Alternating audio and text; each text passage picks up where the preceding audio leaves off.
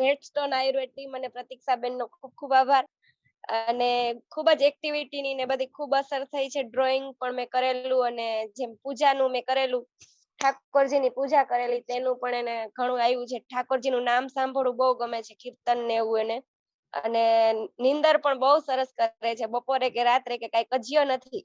આખી રાત ઊંઘી જાય છે વ્યવસ્થિત. અને અત્યારે જમવાનું ચાલુ કર્યું છે તો જમવામાં પણ પ્રોપર બધું જમે છે, ફ્રૂટ્સ ને બધું. જે મેં ડિઝાયર બેબી જેમ મેં વિચાર્યું હતું કે બધું સારી રીતે જમી લેશે, સારી રીતે ઊંઘી જાય છે, એ બધું જ એનામાં આવ્યું છે.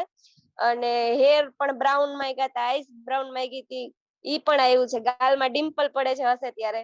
અને કોઈ પણ એને જોવે તો એને મેં એવું માંગ્યું હતું કે કોઈ પણ એને જોવે ને તો એને રમાડવાનું મન થાય, તો એમ કે બહારનું અજાણ્યા વ્યક્તિ પણ એને રમાડવાનું મન થઈ જાય છે એને જોવે ને તો. અને બધા એમ કે છે કે બહુ સરસ ચાલ્યું છે એમ. એટલે આ માટે તમારો ખૂબ ખૂબ આભાર બધાયનો. Thank you ચાંદીબેન. એક ક્વેશ્ચન એ કરી લઉં કે તમારું આ સેકન્ડ ચાઇલ્ડ છે, બરાબર? હા ફર્સ્ટ ચાઇલ્ડમાં તમે આટલી સરસ એક્ટિવિટી નહોતી કરી, તમારી રીતે જ હા કઈ કરી, બરાબર ને? હા તો એ બંનેમાં શું તમને ડિફરન્સ લાગે છે? ઘણો બધો ડિફરન્સ છે. જે પહેલી ફર્સ્ટ ટાઈમ મેં ઈ વખતે થોડું ઘણું મારી રીતે કર્યું હતું, અને આ વખતે ત્યાં રહીને કર્યું હતું તો એના ઘણું એક્ટિવ છે એકદમ. આમ કન્ટિન્યુ રમે રાખે એમ.